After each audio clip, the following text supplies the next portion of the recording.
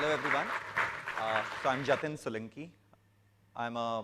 So I've changed 11 schools across India, and right when it stopped, when I was in my, when I joined my college, and I was at one place for 4 years at IIT Bombay, and so yeah.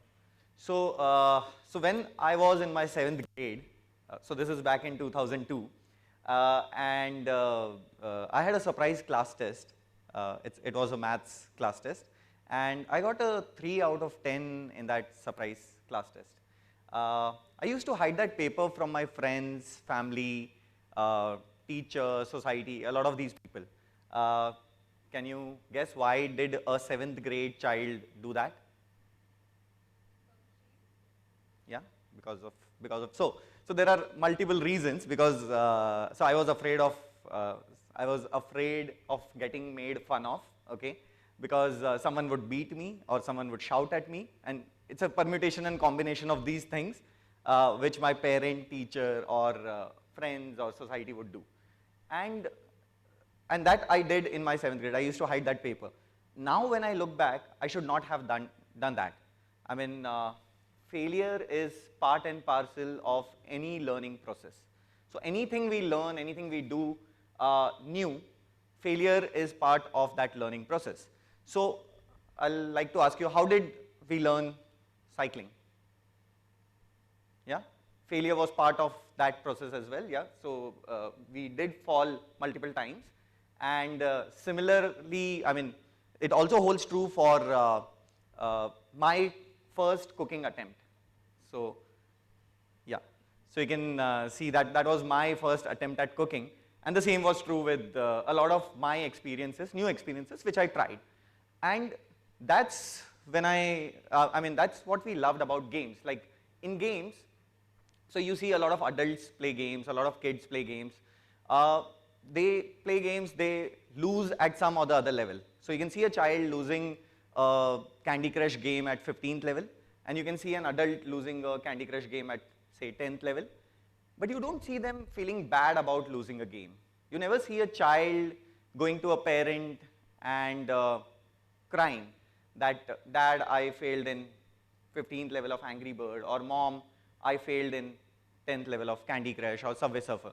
And that's when we started analyzing what is it about games that makes it so compelling. On the contrary, yeah, you never see them going and crying before parents, but on the contrary, you actually see them feeling more passionate. Like even if they lose a game, they are more passionate, and they want to kind of compete, and they want to kind of defeat the enemies or monsters in the game.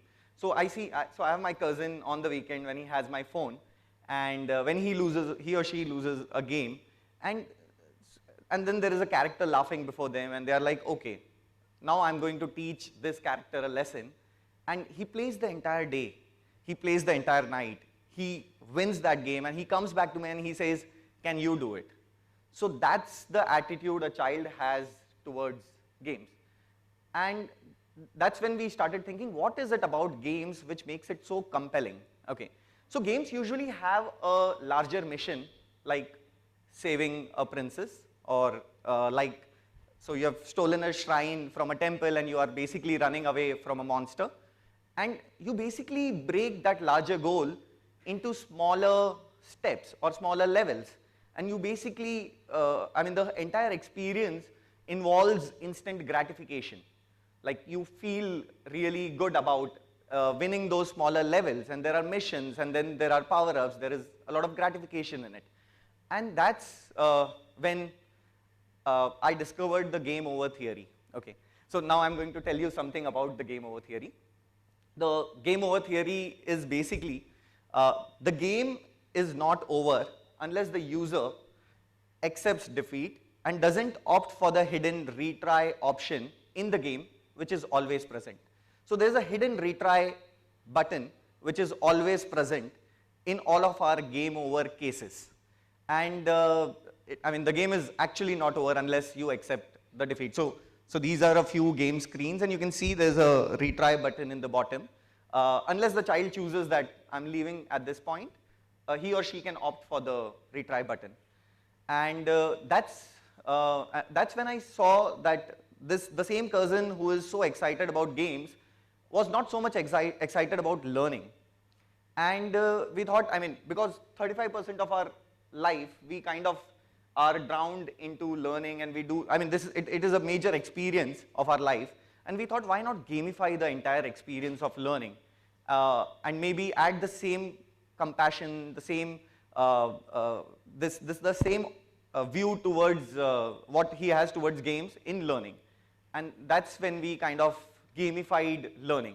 So earlier, my cousin had to learn books of physics, and we thought, why not gamify the entire process? So we broke the same force and pressure chapter into smaller islands, smaller mission which he could accomplish. So me and my team for the last 6 years now.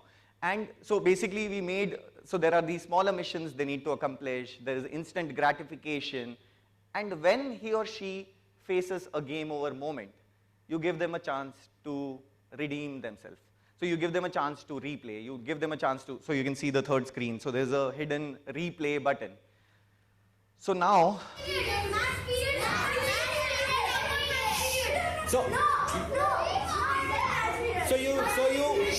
you want the,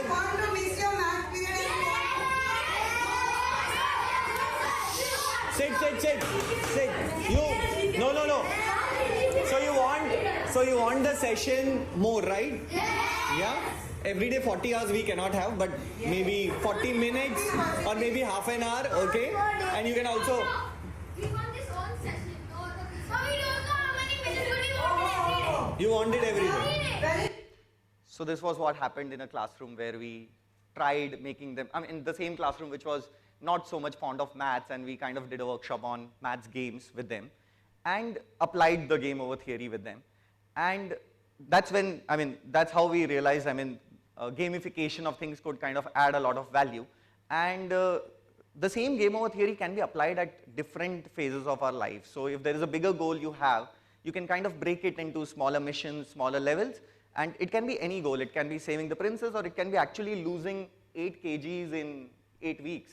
And you would want to do it by gamifying it. You would want to have, say, 10 points for running 7 kilometers every day. You would want to have 60 levels, like for the next 60 days you will have 60 levels, and you would want to clear each level every day. You would want to do it with your friends. You would want to have a leaderboard. You would want to actually see, are they doing it? What are they scoring? Where are they faring?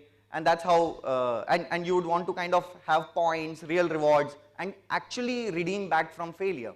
So that's how any bigger goal in life could kind of be broken into these smaller levels, and kind of you can retry, replay, and you can come back from a failure.